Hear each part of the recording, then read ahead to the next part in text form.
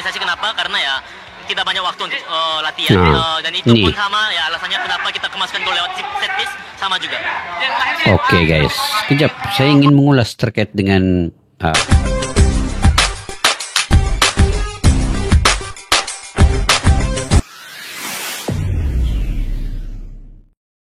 Assalamualaikum dan salam persaudaraan, salam sepak bola. Selamat bertemu kembali guys di channel Asqalani Studio. Oke, hari ini guys baru saya dapat mereaksi berbicara terkait dengan perlawanan di antara timnas Indonesia dengan Australia baru-baru ini ya, kemarin. Yang mana keputusannya kita sudah ketahui, Indonesia kalah dengan 5-1. Dan sebenarnya sulit untuk saya membicarakan terkait dengan perlawanan ini. Karena kalau saya analisa perlawanan ini, kalau dari segi sebelum inilah video-video saya sebelum ini, saya memang sudah mengatakan bahwa kekhawatiran saya ataupun kerisauan saya ialah masa membentuk chemistry itu. Indonesia main bagus dari segi penguasaan bola. Indonesia menguasai bola 60% ya, menguasai bola ketimbang dengan Australia.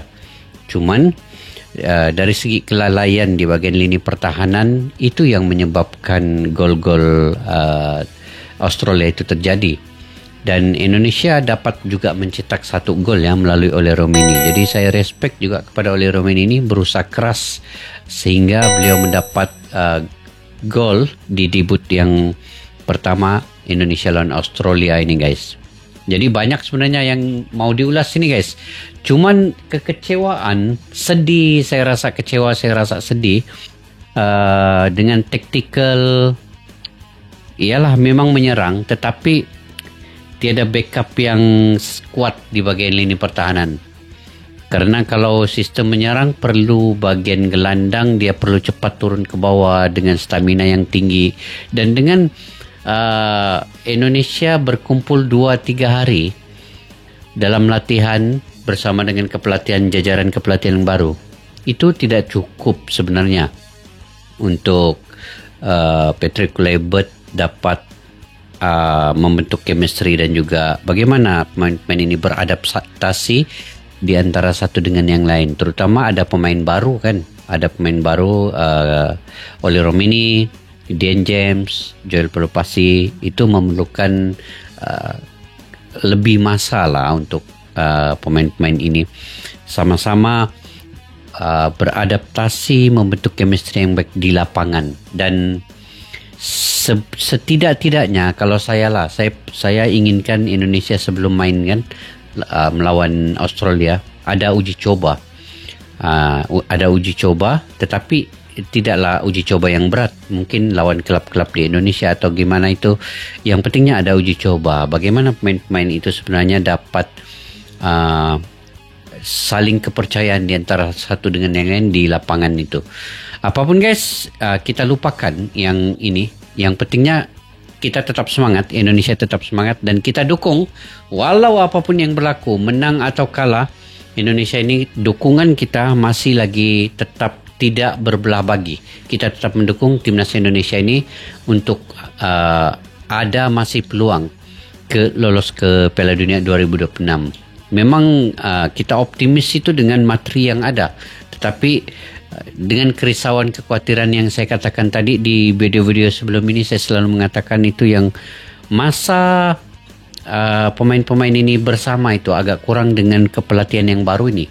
Jadi tactical itu perlu diadaptasi, tactical itu perlu diredam lagi dengan lebih baik, perlu dihayati lagi bagaimana kecepatan untuk turun naik kalau bermain total football. Oke guys, mungkin kita lihat dulu, mungkin sedikit sebanyak video ini akan dapat mengobati perlawanan kedua di antara timnas Indonesia dengan Bahrain, yaitu Patrick Kluivert hubungi STY, Tijani kasih pesan mendalam, Van Gaal ikut mengamati 5 insight soal kualitas tim. Jadi apa di sebalik video ini, yuk kita simak dulu guys.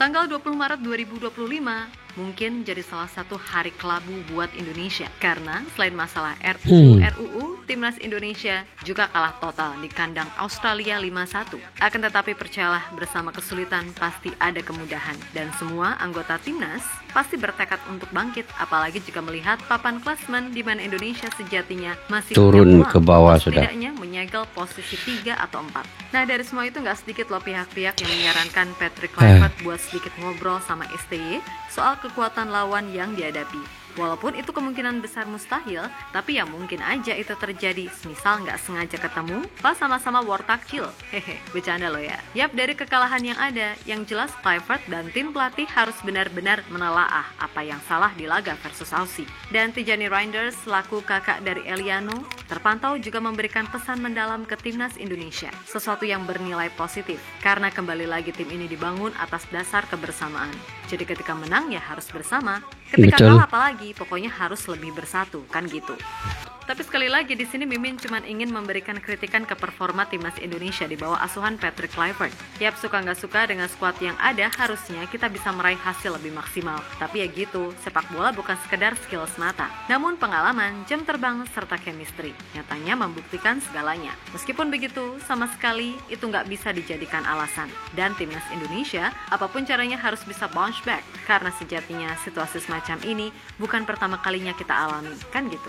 Ingat saat kita dihajar Irak 5-1 di Basra, kemudian di laga selanjutnya cuman bisa imbang 1-1 lawan Filipina. Walah asli ketika itu publik ngocehnya kayak apa. Tapi pada akhirnya tim Garuda mampu bounce back dan lolos ke round 3. Kemudian Betul. setelah kita dikerjai Bahrain, terus kalah di China, lalu dihajar Jepang, ketika itu sikonnya kembali panas. Tapi di laga versus Arab, para pemain mampu membuktikan mentalitas Garuda nggak secemen itu. Nah, kalau yang kemarin-kemarin bisa, atas dasar apa kita bilang laga versus Bahrain di GBK nggak bisa bounce back? Apalagi ini laga kandang, yang mana Bahrain beneran setakut itu buat datang ke sini, kan gitu. Memang ini adalah tim dalam tanda kutip baru, khususnya buat tim pelatih. Tapi seharusnya, dari pertandingan versus Aussie kemarin, Kluivert dan tim paling enggak udah paham soal karakter pemainnya seperti apa. Dan gak sedikit pihak-pihak yang meminta kalau Kluivert legowo buat menghubungi STY untuk sekedar tanya-tanya, terutama biar lebih tahu karakter pemain tim Garuda serta sedikit gambaran cara Bahrain main. Ya, biar gak kaget tiba-tiba lihat pemain Bahrain mendadak guling-guling. Tapi meskipun itu mustahil, yang jelas respect buat STY karena masih memberikan kesan positif serta masukan terkait hasil versus Australia kemarin. Mantap STY ini. 어떤 점들을 좀 고쳐야 될 pertanyaannya adalah 내가 볼 때는 그냥 시간이 좀 부족했다 그런 느낌이 들었다. Yang coach rasakan hanya satu ya, tidak banyak waktu untuk latihan. Nah, betul. timnas bermain terlalu naik. Itu. Kenapa? timnas bermain terlalu naik terlalu Tidak banyak waktu itu, guys. 조직력이 좀 부족했다고 보여지는데 좀 어떠신지? 그러니까 그것이 바로 이제 시간이 부족하다 보니까 조직력도 부족했고 또 바로 모여서 선배 비슷 훈련이나 이런 거 할 수 있는 시간이 없다 보니까 호주한테 당하지 않았나 생각이 든다고. Ya itu maksudnya. Kenapa kurang organisasi? Maksudnya kurang baik dalam organisasi kenapa? Karena ya kita banyak waktu untuk latihan dan itu pun sama ya alasannya kenapa kita kemaskan gol lewat set piece sama juga. Oke, guys. Sekejap, saya ingin mengulas terkait dengan Sinteyong punya kata-kata itu. Itu yang saya punya kekhawatiran. Kalian tengok, kalian nonton saya punya video-video sebelum ini. Memang waktu masa yang sangat singkat itu yang kekhawatiran saya muncul di situ. Memang saya sudah katakan sebelum ini. Memanglah Indonesia nih dia sudah terbina sejak Sinteyong. Tetapi dengan taktikal yang baru di bawah jajaran kepelatihan yang baru, pemain ini perlu juga kebersamaan itu lebih lama untuk mereka sama-sama saling mengenali dan juga mungkin membentuk chemistry sedikit dengan taktikal yang baru ini. Itu yang perlu diperbaiki. Betul lah apa yang Sinteyong punya pengalaman ini juga. komunikasi sama PSSI apakah sudah selesai atau masih ada yang belum diselesaikan komunikasi sama PSSI? 카페에서 감독님 보상권 다 해결했다고 하는데 어떻게 해결되신 건지 궁금하다고. 나중에 다시 얘기하겠다고. Lain kali akan dibicarakan lagi yang mungkin. 완벽하게 해결되진 않았다고. Belum diselesaikan dengan sempurna. Dia terakhir tidak bila pemain yang langganan seperti Asnawi dan juga Witan, bagaimana apakah itu termasuk dalam faktor? 아스나이 일단 보통 항상 불리던 선수들이 안 불렸는데 그게 혹시 요인이 된 건지. 그건 뭐. Thank you. Thank you. Bagus juga Sementara Sintewing. itu, ada Tijani Reinders nih yang turut menyampaikan pesan singkat namun Ini mendalam. lagi Tijani Para Reinders. Pemain AC Milan tersebut tampak memberikan emoji love dalam postingan terbaru adiknya Elena Reinders. Tentu saja, TJ berharap kalau Indonesia bisa melangkah tinggi untuk lolos ke Piala Dunia. Dan ia juga berharap kalau nantinya bisa berhadapan dengan tim Garuda di Piala Dunia. Kemudian ada pun Louis van Gaal yang ternyata juga mengamati kiprah mantan pemainnya, Patrick Kluivert sebagai pelatih timnas Indonesia. Dikutip dari Goal, dalam hal ini kayaknya Van Gaal dan Alex Pastoor punya dasar pemikiran yang sama, yaitu bermain pragmatis demi mengamankan hasil adalah yang paling utama di tengah situasi yang penuh tekanan. Yap, alih-alih mengutamakan idealis dengan coba bermain cantik tapi ujungnya kalah, ada baiknya di laga versus Bahrain nanti. Ini pun tim sayang Garuda bisa ndak gol. menerapkan permainan pragmatis ala timnas Hai, Belanda penalti di Piala Kevin Dunia Dix. 2010 dan Piala Dunia 2014 yang mana ketika itu di Oranye mampu finish sebagai runner-up serta juara 3. Lebih lanjut, dikutip dari Skor ID, ada beberapa catatan terkait taktik Kluivert yang mungkin bisa sedikit disesuaikan dengan kondisi tim. Pertama, soal gaya bermain highline defense. Dan seperti yang udah pernah dibahas, kalau salah satu kelemahan Kluivert adalah soal pertahanan yang cenderung rapuh dan mudah kena counter. Kemudian soal komposisi back. Suka nggak suka, meskipun secara kualitas individu, Marcel Kars ada di atas Rizky Ridho. Akan tetapi, dari sisi chemistry dengan Jesus, ya faktanya sejauh ini Ridho masih chemistry lebih diunggulkan. Terlebih untuk momen-momen krusial, ada baiknya Ridho dipertimbangkan, mengingat ia juga paham betul karakter bermain tim-tim Asia. Apalagi ada indikasi Marcel Kars cedera lagi, sehingga mungkin Ridho yang akan dipasang. Selanjutnya gaya main. Kembali lagi, pragmatis bukanlah sesuatu yang sepenuhnya buruk, dan jika nanti Kluivert mengaplikasikan taktik Alex, ya udah, besar kemungkinan tim Garuda akan kembali main dengan mode 3 back, yang mana pilihannya Che, Ridho, serta Justin Hubner. Terus yang keempat soal lini tengah, suka nggak suka, Nathan Chuaon harus diistirahatkan dulu. Dan taruh Ivar Jenner ataupun Choi Pelupesi sebagai pendamping Tom Haye. Kemudian jarak lini depan dan tengah juga jangan terlalu jauh, sehingga dalam hal ini kita sering lihat Ole seolah kerja sendirian. Tapi ya gimana, kembali lagi, itu laga perdana, jadi mungkin pemahamannya belum cair.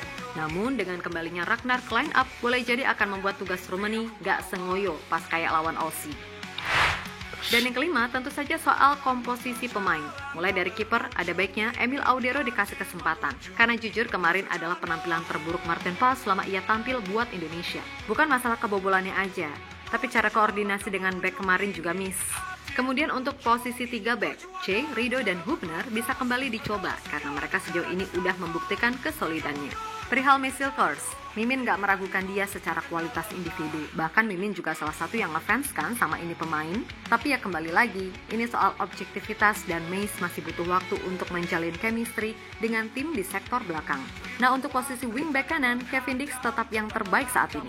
Masalah gagal penalti, boy, sekelas CR7 dan Messi aja pernah luput juga. Jadi ya itu adalah hal yang bisa terjadi pada siapapun. Kemudian untuk wingback kiri, please banget Calvin Verdong udah gak usah diotak-atik lagi. Gak usah aneh-aneh taruh dia jadi center back, meskipun dia juga bisa, karena sejatinya kualitasnya eman-eman banget. Untuk gelandang, Tom dan Pelupesi sebagai dua pemain berpengalaman didukung Marcelino sebagai nomor 10. Barulah dua di depan Ragnar dan Ole yang sama-sama skillful, bisa memberikan ancaman bagi Bahrain.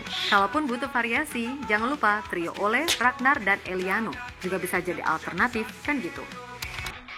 Yap, terlepas dari apapun, pokoknya Mimin pribadi berpesan buat kalian yang menghujat habis-habisan, terus doxing sampai bully-bully ke semua anggota timnas, gak usah bersorak ketika tim ini berhasil menang. Gini loh, kita boleh kecewa, kita boleh sedih, kita boleh marah dengan segala dinamika yang bikin timnas keok di Sydney. Tapi yang perlu diingat, pemain-pemain yang berjuang habis-habisan butuh lo dukungan, butuh lo doa, dan mereka butuh segala hal yang positif dari fans. Untuk itu, mengingat masih ada peluang dan semuanya masih bisa terjadi, kita harus terus bersama dalam menang ataupun kalah. So buat semua elemen timnas, tetap semangat dan sukses selalu. Oke, kita Garuda. Oke guys, masih ada 3 perlawanan lagi melawan Bahrain pada 25 Maret ini, hari Selasa ya. Kemudian di bulan Juni melawan China dan juga Jepang. Jadi kita doakan 3 perlawanan ini mungkin perlu lagi lebih kekuatan, perlu lebih chemistry yang baik, taktikal juga perlu direncanakan dengan baik lagi. Kita tidak mau menyalahkan sesiapa guys ya. Yang penting kita beri dukungan yang sepenuhnya. Kita beri semangat. Karena perlawanan yang lepas itu sudah lepas, sudah berlalu. Dan betul lah kata Mimin ini tadi, kata Edmin ini, kita janganlah terlampau menghujat ya kepada sesiapapun. Yang pentingnya pemain itu perlu dukungan. Karena mereka sudah berhabis baik, sudah berhabis-habisan, bersungguh-sungguh di atas lapangan. Saya fikir mereka bermain 200%. Cuman kesalahan taktikal dan juga sedikit miss beberapa pemain ya. Ada juga miss beberapa pemain yang mungkin masih perlu diperbaiki lah. Karena ada yang kesilapan-kesilapan kecil yang mereka tidak perlu lakukan ya. Contohnya Nathan Joe. Tidak perlu terlalu bermain yang di luar di luar daripada sebab main di lapangan ini dia ada sistem VAR itu yang melihat. Jadi kita takut dengan kesilapan yang kecil itu VAR itu akan berfungsi dan menjadikan itu buruk kepada timnas Indonesia. Jadi mudah-mudahan semua pemain akan faham keadaan itu dan mereka lebih pengalaman di atas lapangan bermain dengan klub-klub di Eropa juga. Dan mudah-mudahan lawan Bahrain ini mereka akan berikan yang paling terbaik lah kan guys. Yang paling terbaik di hadapan fans ribuan lah fans. Karena 80 ribu fans di Indonesia ini akan merasakan sesuatu yang baru jika Indonesia ini menang lawan Bahrain.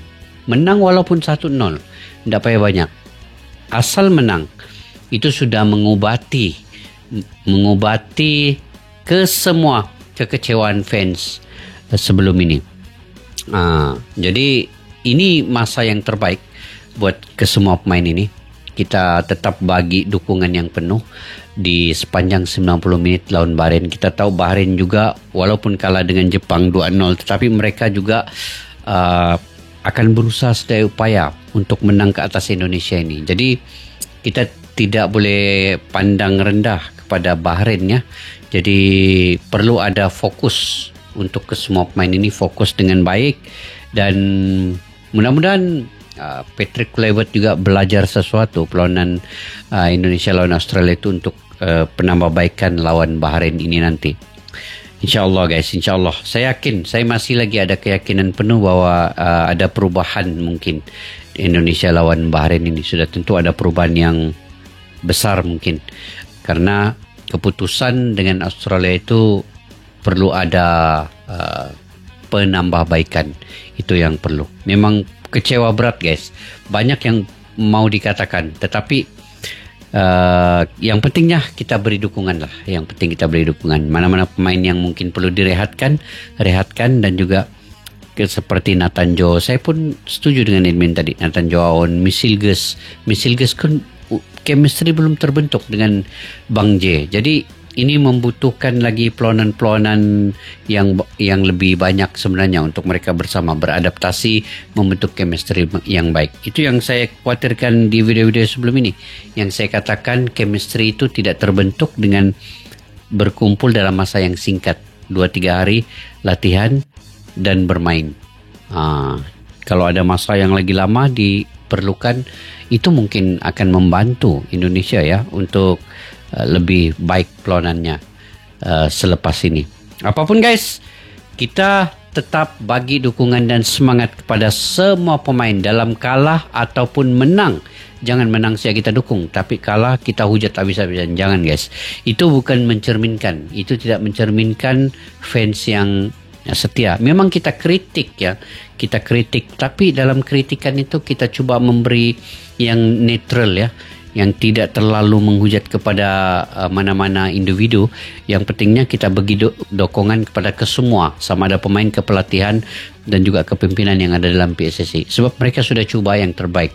Dan walaupun mereka telah memberikan semaksimal mungkin, tetapi perlawanan di lapangan itu yang tidak memihak kepada kita. Dan memang kita sedih dan kecewa, tetapi kita perlu move on ke depan untuk memberi dukungan. Ada 3 lagi perlawanan yang bisa dilalui dengan kemenangan oleh timnas Indonesia ini guys. Oke. Mungkin sampai di situ saja video pada kali ini. Mungkin kalian juga sedih, kecewa, tetapi kalian bagi dukungan, support yang sepenuhnya juga lah kepada kita sama-sama timnas Indonesia ini guys. Oke, sampai kita jumpa lagi. Assalamualaikum warahmatullahi wabarakatuh. Bye-bye. Askalana Studio untuk kita channel yang bereaksi tentang apapun yang ada di Indonesia, channel YouTube dari Malaysia di Askalani Studio. Jika mau tahu tentang Indonesia, ayo like and subscribe channel kami Askalani Studio. Askalani